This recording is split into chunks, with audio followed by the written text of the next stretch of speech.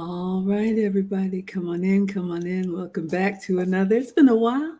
Let's get back to it. Wild Card Wednesday. For anybody who doesn't know me, hi, I am Maggie, Maggie the substitute teacher.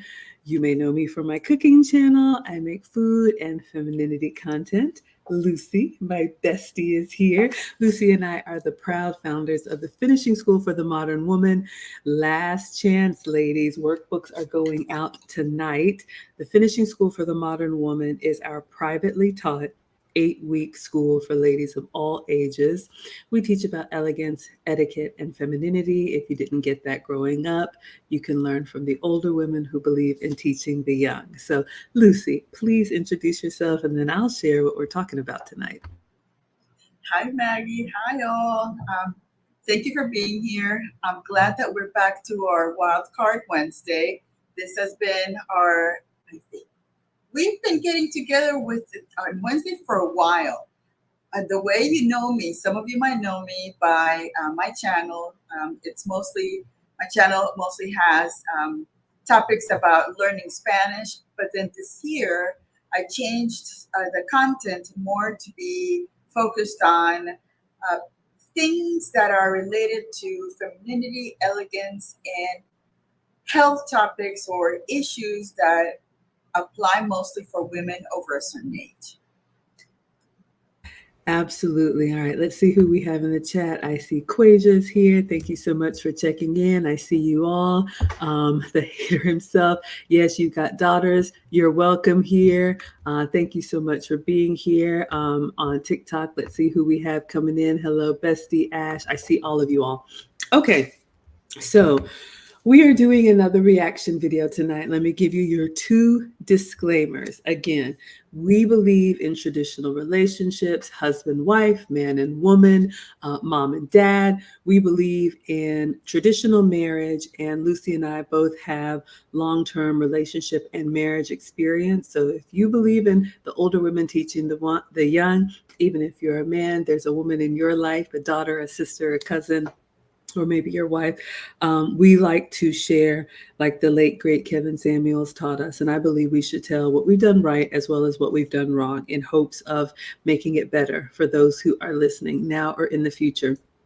So if you want to do something different, that's totally fine. I'm just letting you know you won't be happy over here because we are going to stick to tradition. And then the second thing I wanted to talk about is, I know last week we did a video and it was someone made a comment about the appearance of the person who was telling his story. I really believe we can learn from everybody and we can learn from anybody. So I would challenge you, whatever you believe or whatever you think, try to listen for the message. That's something that I always try to do. And here's a tip. You can learn what to do. You can also learn what not to do by really being observant and watching other people. Life happens all around us. All right. So you got Tan Smith in the house. Hello. Thank you so much for being here. All right.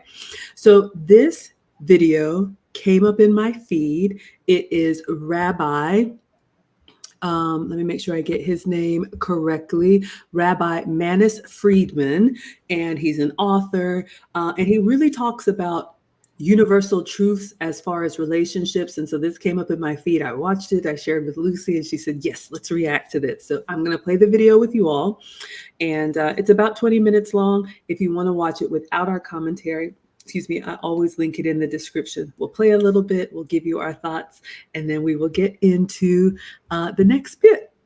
All right, so here we go. Oh, how about I share my screen? Let's do that with sound. All right. And let me mute. A pleasure in receiving is not healthy.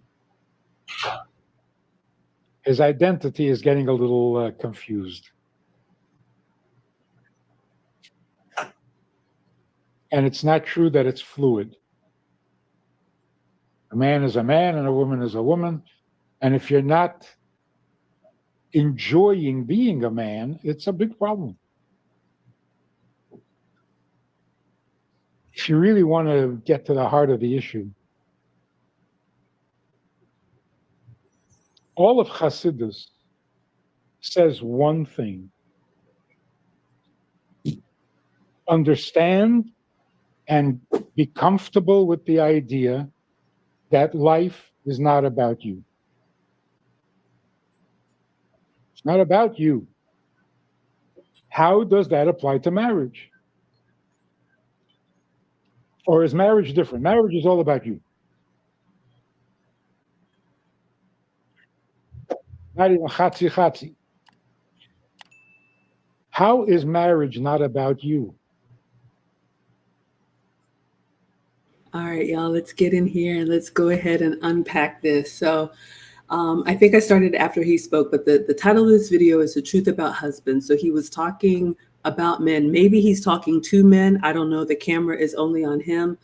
But I love what he said is that if you don't enjoy being a man, or you as a man, you should enjoy being a man. You all know over here we talk to the ladies. So I would say the converse is true. Women, if you want to be with a man or a masculine man, the type of men that we admire and respect over here, you have to enjoy being a woman. And that sounds so foreign to have to say that, but in the modern day and age that we live in, there is this erasing of man and woman. And you can believe what you want to believe, do what you want to do what you want to do. But I always say we are not equal. We are equally valued. And there are major differences between us. And I think our differences are beautiful. I absolutely love being a woman and making or helping my man to feel like the man. And I think that's one of the first steps in having the type of relationship that you want, is really acknowledging and enjoying what it is to be a woman. What would you add, Lucy? I love that he said that it's not about you. And if you think about it, that marriage is really not about us individually, it's about each other.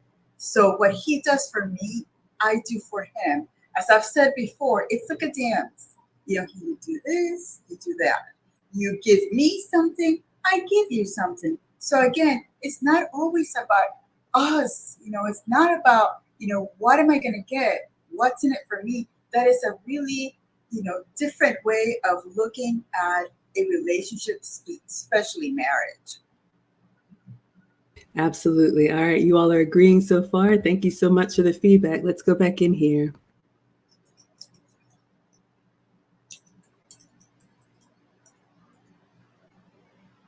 It's pretty much the clearest and most obvious example. Particularly marriage is not about you, because there's somebody else. Until you're married, it's about you. Once you're married, it's not about you.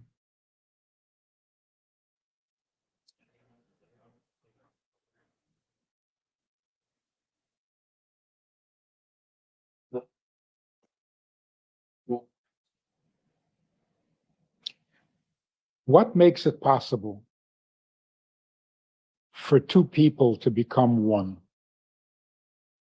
Because the purpose of marriage is v'hayu l'basar echad. How? How do two people become one? Especially when it's a man and a woman. They're not just two people, they're two very opposite people.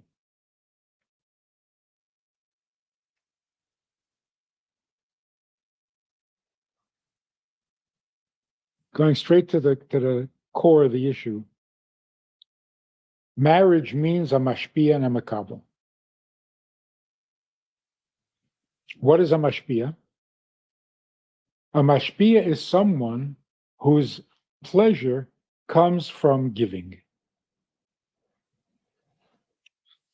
If you don't have an enjoyment and a pleasure of giving, you're not a mashpia. Even if you give, you're not a mashpia. Because a woman can give, and a lot, but she's not a mashpia. Why? Because that's not her tainuk. A mashpia it means not only that you are mashpia, But that being, mashpia, is your greatest satisfaction. If you're a teacher and you see success, the students are actually learning, they understood, they heard you, they got you. That is the biggest pleasure.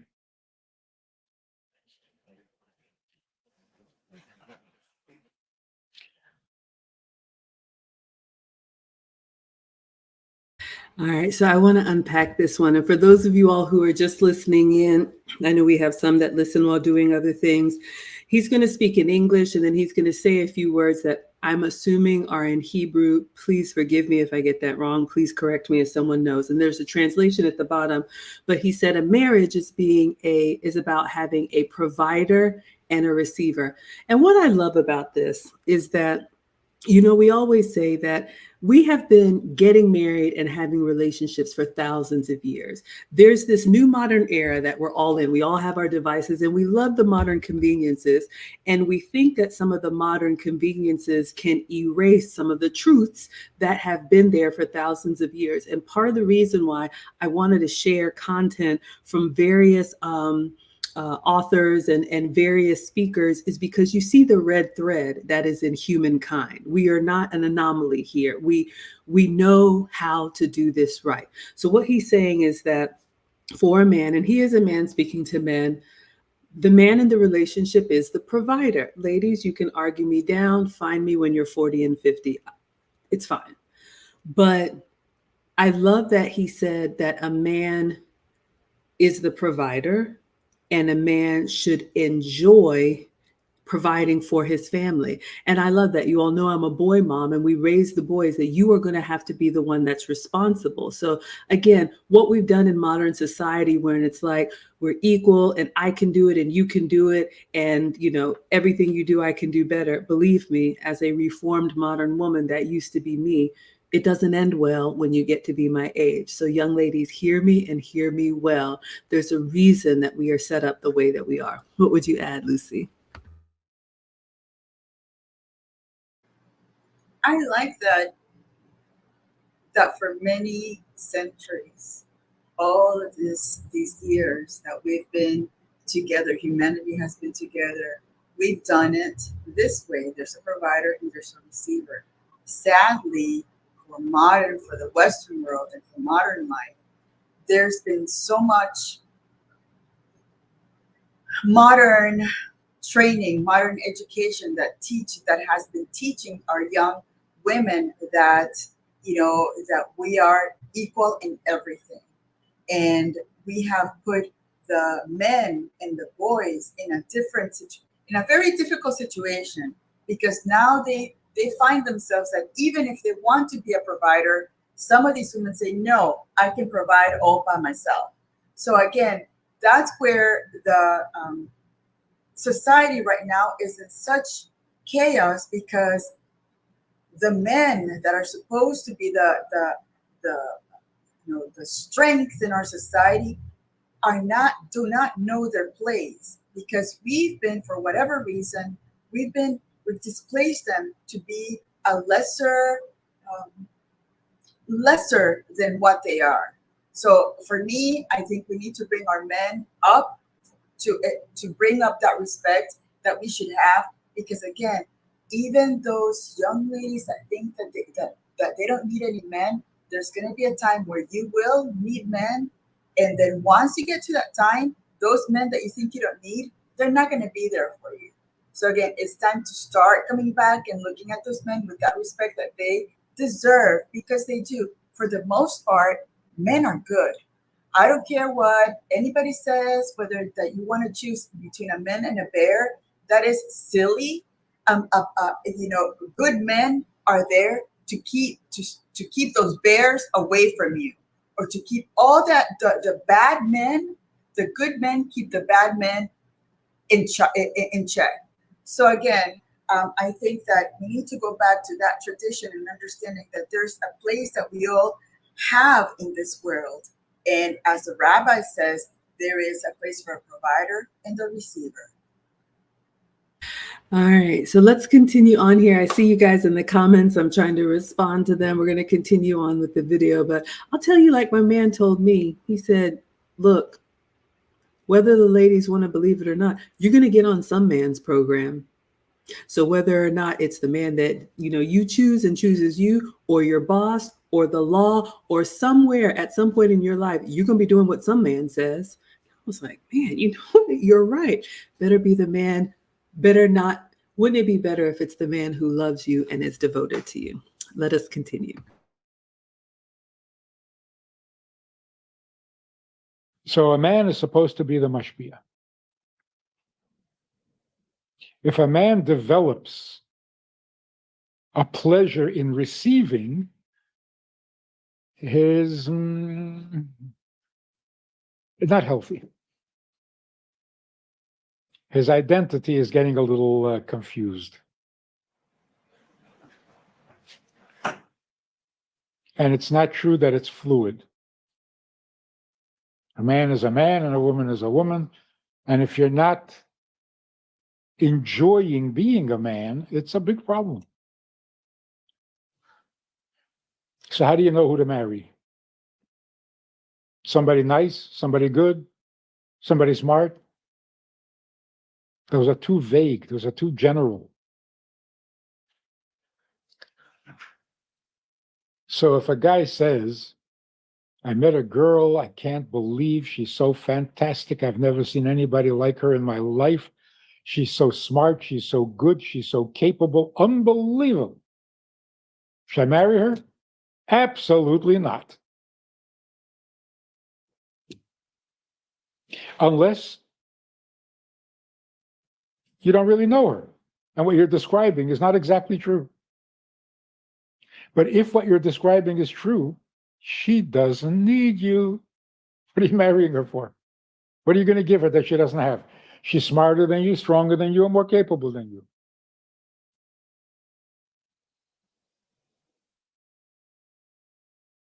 All right, ladies, let's unpack this one. Shout out to the boss babes. Shout out to the professional women. Shout out to those of us with our big jobs who think when we're young and strong and ain't nobody going to stop us. Nobody's going to break our stride. Be very careful, because if you hear what he's saying, if a man is the provider, and are we saying women don't work? No, Lucy and I both work. But if the man has the responsibility in the marriage to be the provider, right? And the woman is the receiver. We nurture, we make things beautiful, we make things better, we caretake for what is provided for us. But if you're one of these modern women who, I don't need a man, I'm not interested, what can a man do for me? I can do everything for myself. You are cutting away the knees at the essence of who a man is. So you think you're showing up as, what did he say? Capable and smart and strong and all these things. I can buy my own things. I can pay my own bills. That's great. That's being an adult. You should be able to take care of yourself. But when you lead with that, when you try to shame a man whose core essence in the relationship is to provide for his loved ones, you will find yourself alone, because a man will leave that and he will find a woman who appreciates who he is and appreciates what he can do for them and their family. What would you add, Lucy? I agree. And as a modern woman, if you come in saying that you can do it all by yourself, the man is going to say, then why am I here for? So, go live yourself with, on your own, with your happy house, with all that you can maintain. And I will go find somebody that will be looking at the things that I can do for her and will appreciate those things that I was meant to be from my DNA asks me to be that. So again, it's unfortunate that we are not being practical when it comes to our what we do in a relationship, and that's what's causing all of these confusion in these dating and relationship issues for the modern people. So we have a question. Killa says, don't be a man that you are not proud of. And if you're proud of your man, you would always lead with kindness and grace anyway, right? I think as women, as ladies, because there is a difference between a woman and a lady, I think as ladies, we should lead with kindness and grace, whether we're in a relationship or if we're single. But yes, I remember Kevin Samuel said this in one of his episodes that modern women have become the men that they say that they want. And so when you show up that way, you are going to repel the man. It's not going to be the other way around. Let's go back in and continue.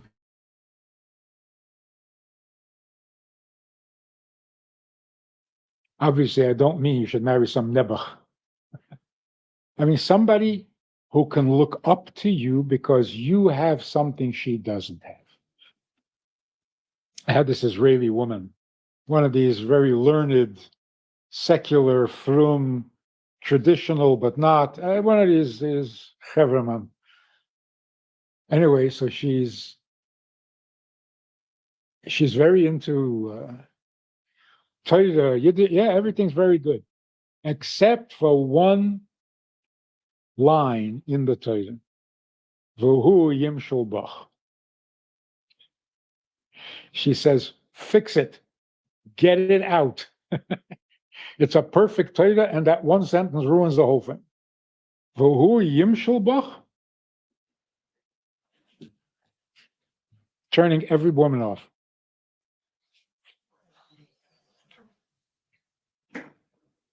So I knew she wouldn't accept any answer, no matter what I said. I said, did you ever wonder why does it say v'hu yimshul bach?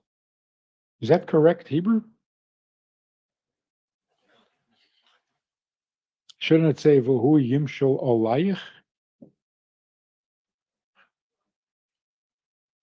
He will rule in you, or he will rule over you? And she said, whoa, I never noticed that.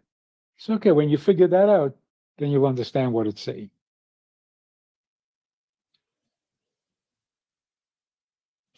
El ishech chukosech, v'hu yimshul bach. Meaning, you have a longing for a husband, and you want him to be Moshel. Not over you, it's in you that he should be the Moshel. And if he's not, I don't need him.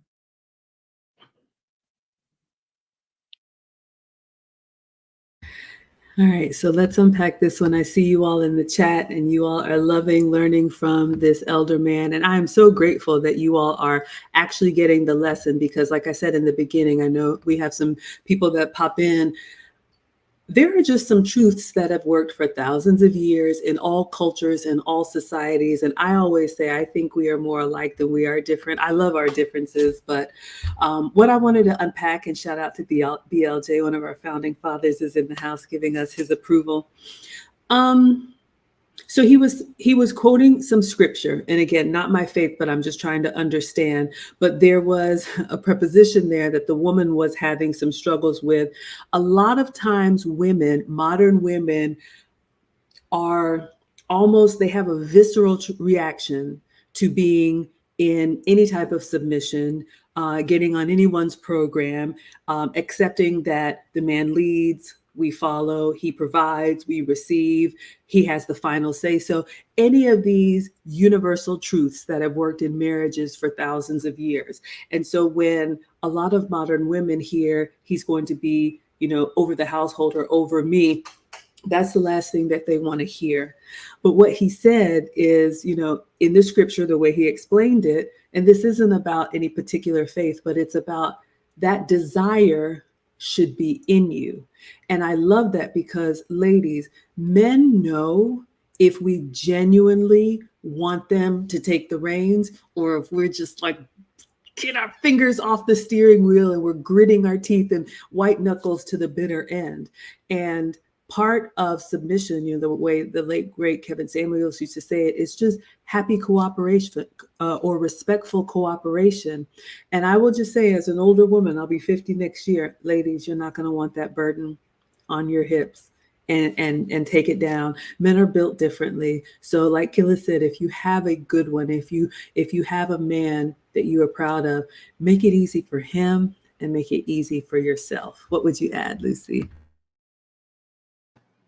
And I think the desire to respect the men um, is being erased because we are from cradle to when we're older, through the news, through the movies, through the music, through everything, they're telling us otherwise. So again, the fact that an elder is telling us that appreciation for the man being a provider has to come from within. It's something that, as older women, as maybe aunties, as sisters, we need to get back and say, you know what, men have a place in this world.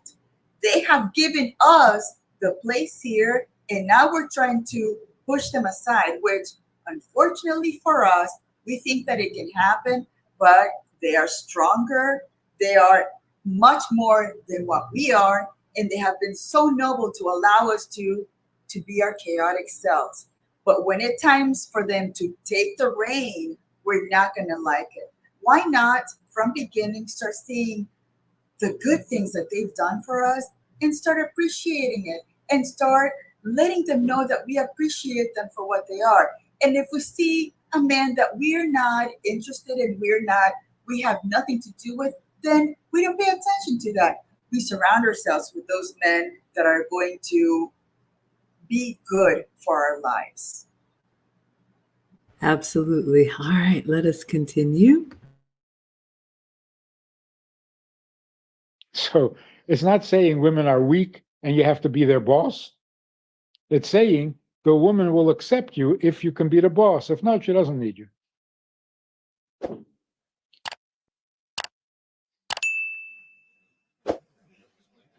So even the most capable, successful, powerful, intelligent woman in the world is looking for a husband who will be her hero, her father, her protector, her something. Otherwise, what does she need him for? So this whole idea that a man and a woman, a husband and a wife, are equal is a horrible idea.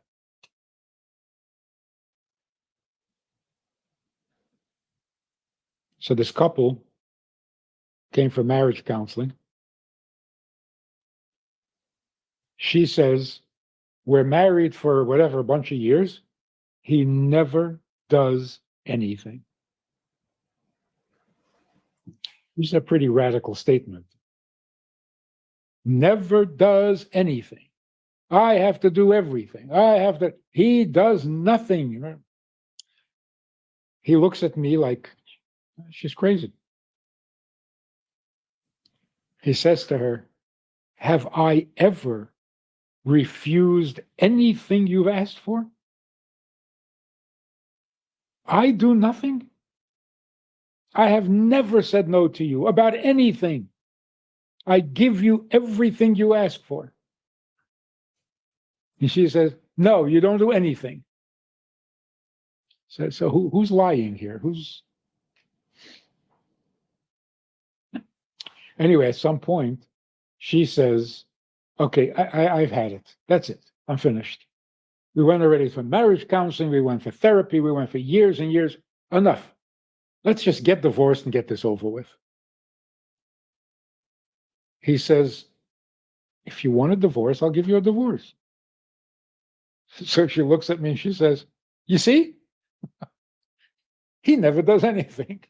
If I want a divorce, what do you want? Do something on your own without my asking you. So what is she saying? Take charge. Don't do whatever I ask you. What do you mean, my son? It's frustrating to a woman when you treat her like, well, what do you think? Well, what do you want? Well. Live a life that she can follow. Oh, that part right there. I love, love this. So I can tell he's speaking to men in the audience, but I think we can learn so much from this. So he's chastising the men and saying, don't just lay down and be a doormat. He's saying, be a leader of your home, of your marriage, live the type of life that we women, we notice it. We know when that man walks in the room and you instantly like there's something about him that you admire. I think we have to be a woman worthy of that type of man. And I think we need to show appreciation.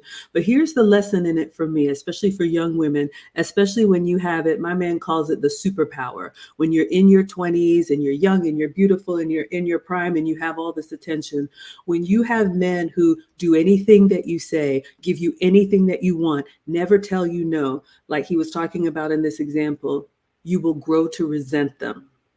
You feel like you're winning now. You feel like you're getting everything, but there's just something hardwired in us as women that wants to know there's a line, there's a boundary. He's just not going to let me walk over him. A masculine man will show you that from the beginning, believe me. But when you want the type of relationship that's going to last over the long term, it cannot be with a man who just folds every time you ask for something. And there's nothing you can do to change that, ladies. You have to make sure you date with intention and find and be found by the type of masculine man that has structure, has a life plan, can communicate that to you, has a role for you in that life if you want something traditional, and then you let him lead and you follow. Other than that, you can take the burden on your back. It will crumble. You will crumble under the pressure. Believe me. What would you add, Lucy? I agree, and I listen to that, and I feel terrible for the men, for the young men, especially for those that do not have that masculine leadership in their house. And again, I think about how many divorces, how many uh, single mom homes without the father to be the guidance to say, no, this is not what you do as a man. So again, we're seeing a lot of that society crumble a little bit because we don't masculinity is under attack. It has been under attack since the 1970s, and this at this point we are the result of what is happening to our society because we have told our young men that masculinity is toxic, that they can be that testosterone is not good for them. Even in the educational system, we keep boys in a room where they cannot let out all that energy that they have. We don't take them out. All those trade jobs, all those they used to do they used to have mechanic classes, carpentry classes. We've removed all of that, so now the young men with all that energy, now they are told to temper it down, to shut it down because it's not good, because it's toxic. So again, we need more examples of masculine men to be around those boys that do not have it at their home. And I think that should be something that we should look into when we're wanting that strong man. One of the things to ask, do you have a father and a mother? And look how their relationship is between them to know whether he has had that masculine guidance or not. Yeah, it makes such a difference. I see the question here from Taya about, do we think this started when women were given money for businesses? I don't think so. I don't know if that was something from the pandemic, but I think this has been coming for a long time coming. And I don't really get into history and statistics, but we can see this. I mean, you all have seen the change in society. I just think maybe it's, feminism, that's a big part of it. The modern world, maybe, some of you believe that it's, evil forces. It could be anything. But for me, I just want to draw awareness to it, that this is happening. And if it goes unchecked, whatever the reason is, if it goes unchecked, we will see a version of ourselves that we don't like. So for any of the women who want something traditional, you're going to have to be that one swimming upstream. And Lucy is right. We love the men, but there has been how do you say, there's been an intention to soften what's natural in boys. And I know as a boy mom, y'all, there were some times where I didn't think we were going to make it. And I have had friends tell me, get the boys tested, put them on medication. I didn't do any of that. Even though, as a divorcee, I was married for 10 years, but as a reformed modern woman, I thought I could compete, and that's not what's important in a relationship. So I learned the second time around. But we co-parent really, really well. And actually, I've shared with you all, the boys actually live with their dad now. And it was a huge ego check for me. I think I'm a good mom. I want to be a good mom. It's in me to be a good mom. But even being the best mother that I think that I am not a man. I cannot raise a man. Both of the boys are going into the service. My ex-husband's family is all military. And it's like the change in them since they've just been around their dad, working on the car, changing oil, doing whatever they do on the weekends, instead of running errands with me. They're just things that men can teach other men. And the last thing I'll say, and then we'll go back into the video, I love that this is an elder statesman, in the Jewish community. But have you noticed that he is not flashy? He's not in your face. He's not even raising his voice, but his stoicism just comes through. The essence of a man and that quiet confidence, that's something that it really struck me, and I was just mesmerized by it. So again, ladies, pick up on these differences. We'll talk a lot more about this in the finishing school. So you can join us. We start in a couple weeks. So let's get back to it.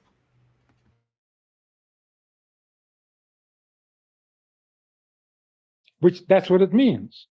You propose to a woman, you're saying, come into my life and support me. What if you don't have a life? Then who is she marrying?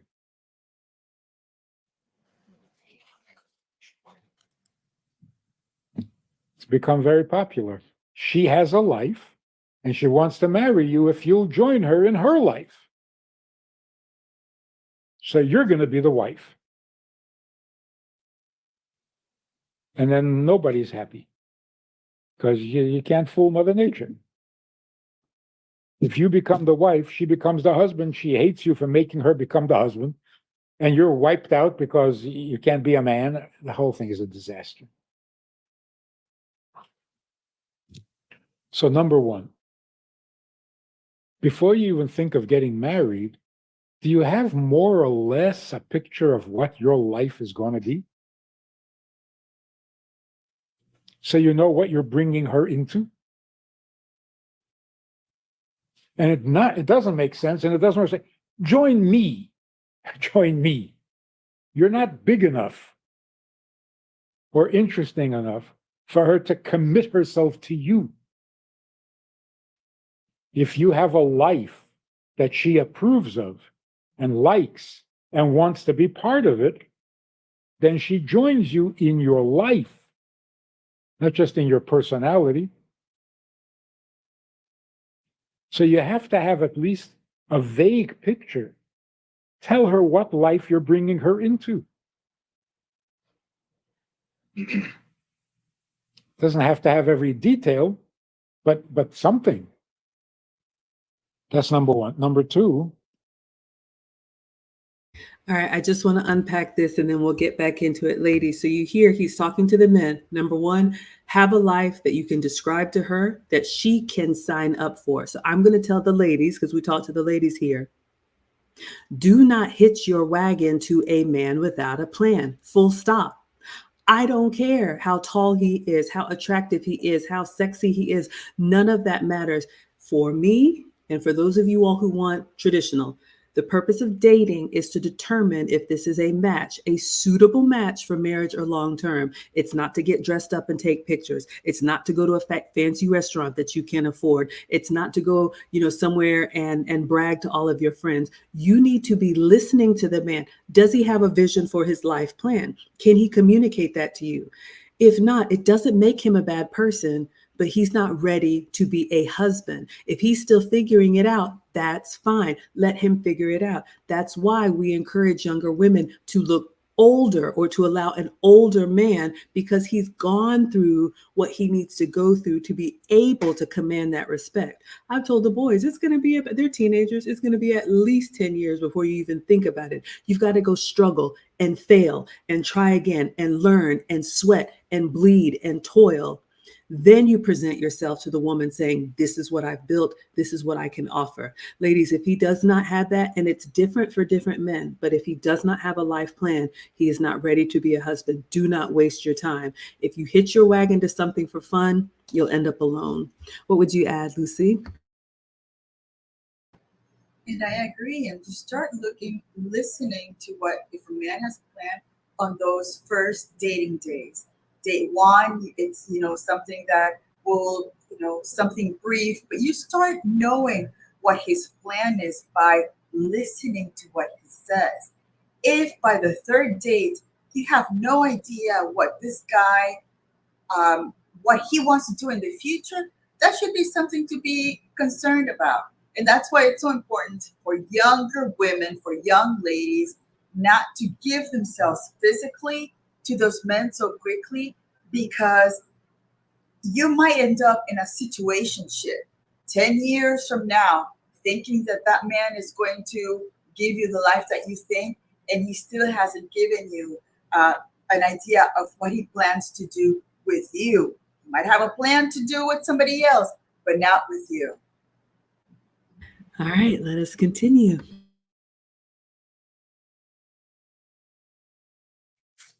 What do you consider a family, a home? What does that look like? What are the rules of a home?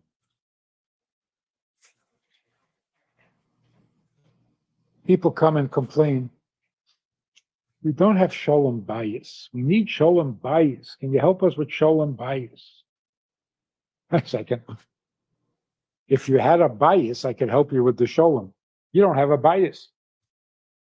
So your problem is not shalom bias. The problem is you don't have a bias. You have no structure. You have no rules and guidelines for how to build a home, how to build a, and you want shalom bias. What does a home look like?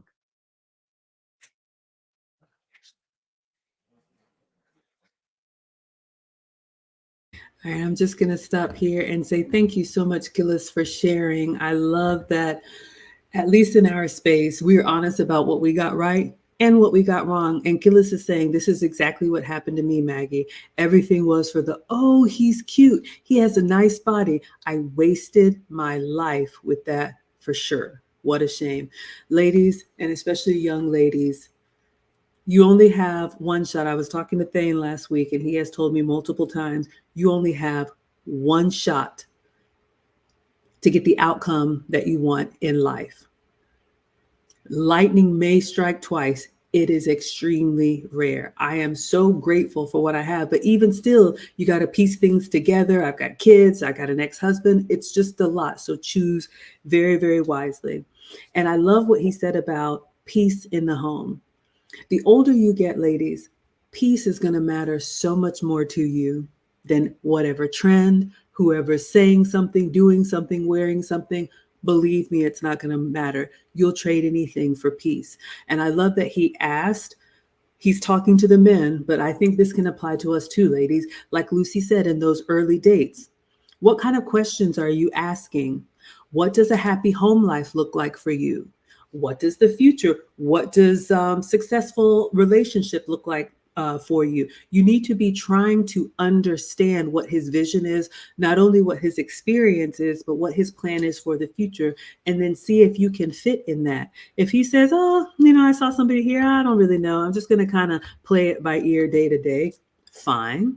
Doesn't make you a bad person, but it doesn't make you a husband. Because if we go back to the beginning, we women are wired to look for a man to lead and to have structure. So if he's still figuring it out, let him figure it out alone. Do not hitch your wagon to him. Do not have a child for him. What would you say, Lucy? And like the rabbi said, it creates resentment. It creates, the woman saying, I thought he was going to do better. I thought he was going to do this. And then you get to a point 50 years later and you're still at the point where things have not planned. That resentment is not going to create that peace in the home. All right, let us continue. So you've got number 1 and you've got number 2.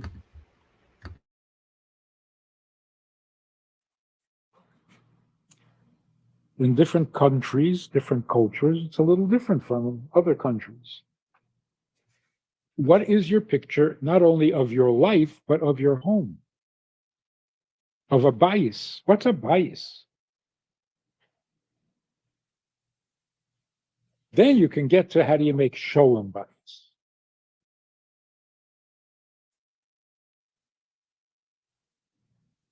The next important topic is respect. It is very hard to respect someone you live with. You become too familiar. You become too comfortable, too predictable.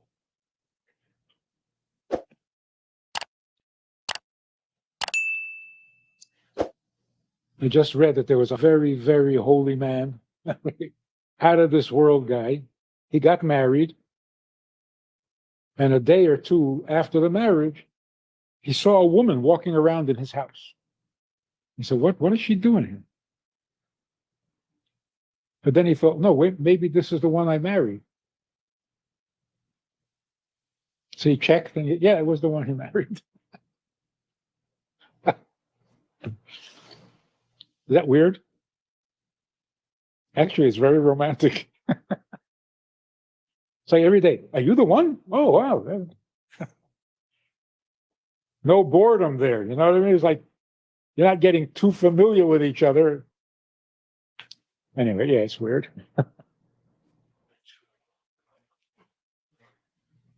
How do you stay respectful day after day, seeing people in their natural, unprotected, without the makeup and without trying so hard to be nice?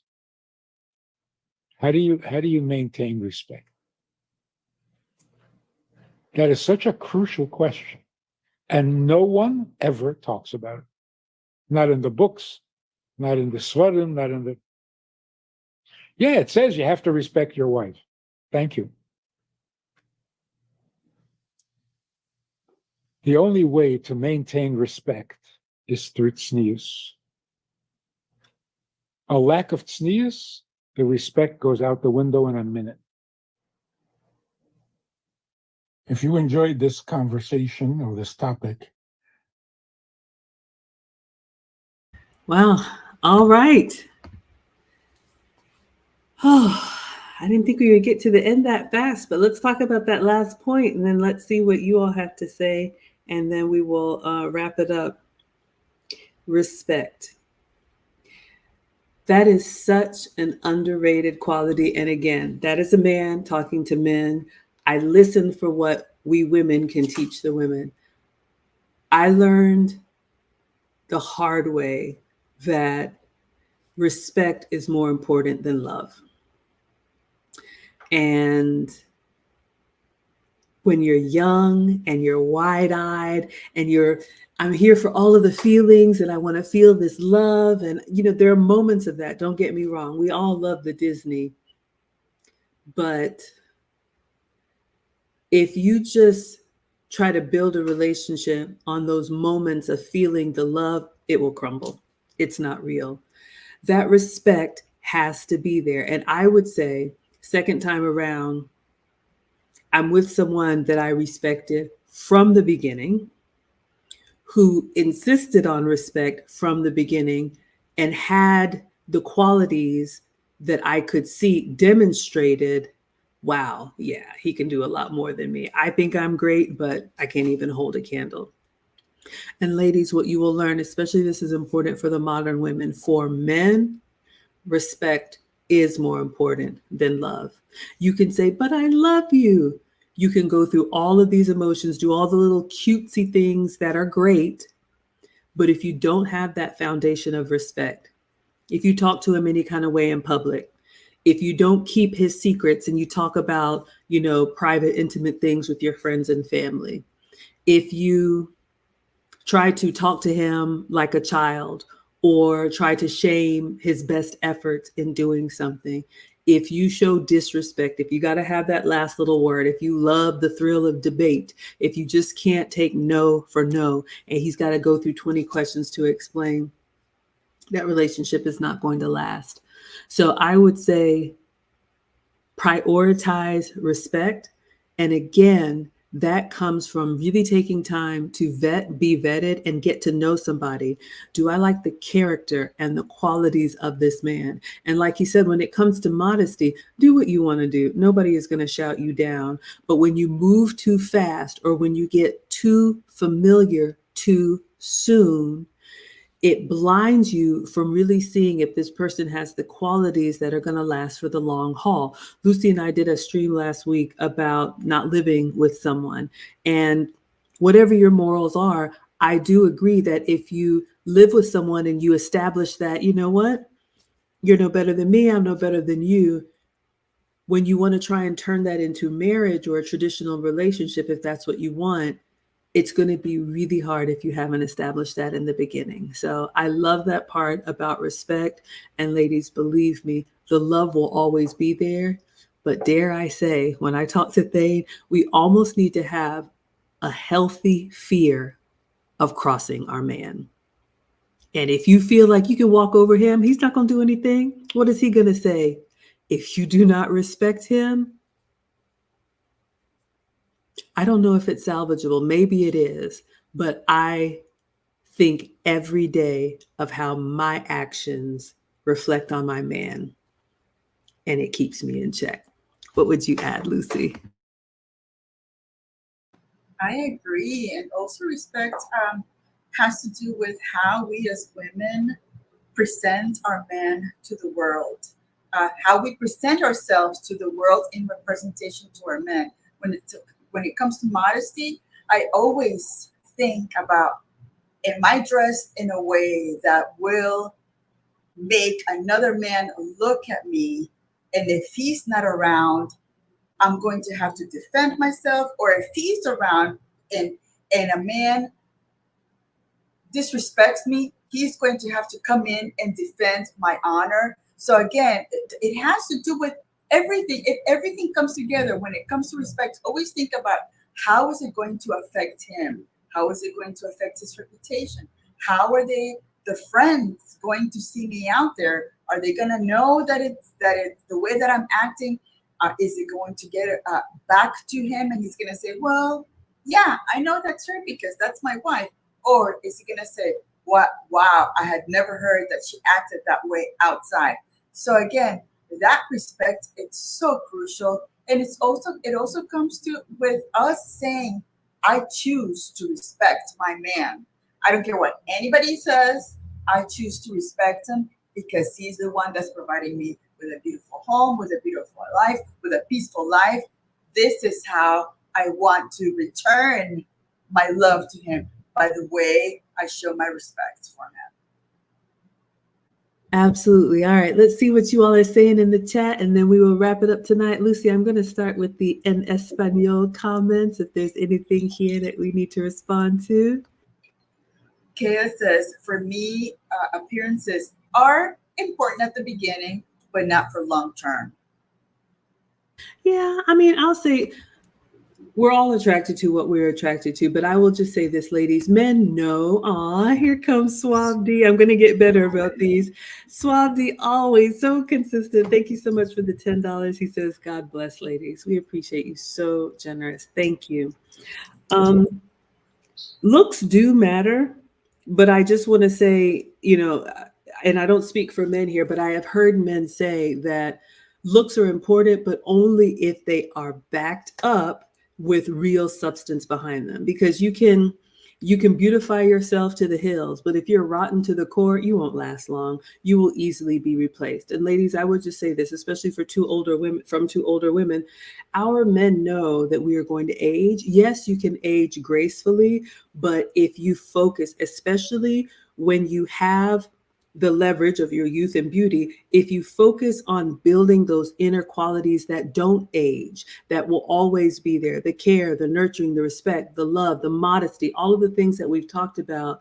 When you get a little bit of gray hair or maybe a little bit of menopause weight or whatever it is, the man that you have chosen, the husband that has selected you, well, I would say they love you more. They love us more and more.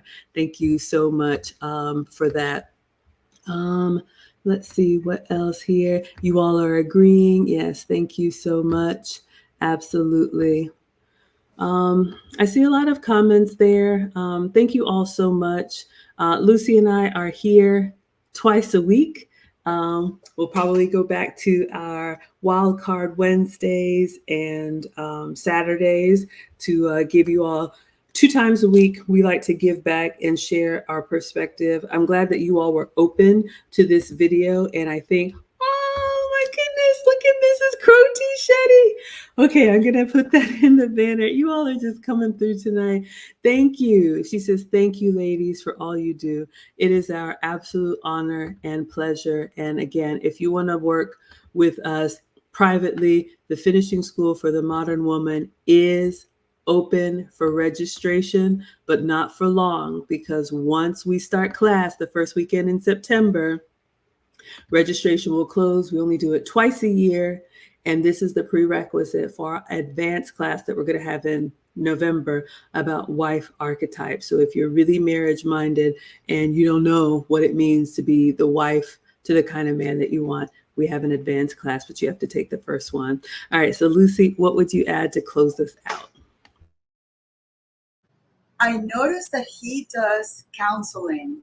So I think that it's important that if you're ever in a situation, relationship situation, where you need help, I think that going to somebody like him would probably help you better than with going to somebody that's not religious base or doesn't have that base, because unfortunately the psychological or the psychology world is filled with a lot of feminist um, based thinking. So again, they're always going to just take the woman's side no matter what. So again, when you go for counseling, just be careful on who you use to counsel. I think that Rabbi is great, especially for a man. If you're going to get some kind of guidance from him, I think that that would be somebody that would probably keep your relationship intact rather than telling you, no, it's not working out, just, divorce. I could not agree more. Again, this is our perspective from older women teaching the young, but I agree. Whatever you decide to do, if you are marriage minded and relationship focused, make sure not only the person that you're seeking counsel from, but start to look at your surroundings. I'll speak to the ladies here. Make sure you start to surround yourself. Shout out to the Finishing School, our community, or even your friends and colleagues and the people that you spend time with and you listen to and that listen to you want your marriage, want your relationship to win. There are so many examples of women who let people get in their ear. They blew up their marriage and now they regret it. So yes, I would agree. If you're going to seek out any type of counsel, look for people who at least have the type of relationship that you want or support the type of relationship that you want. And that goes either way. Don't come to me if you want, 50-50. Nothing's wrong with that. If you want a man to get on your program, you go buy the ring and propose. I can't help you with that. And I mean that genuinely. There's something for everybody out there. But we appreciate you all so much. Thank you for being here. And we will see you on the next one, probably Saturday. And until next time, adios. Adios.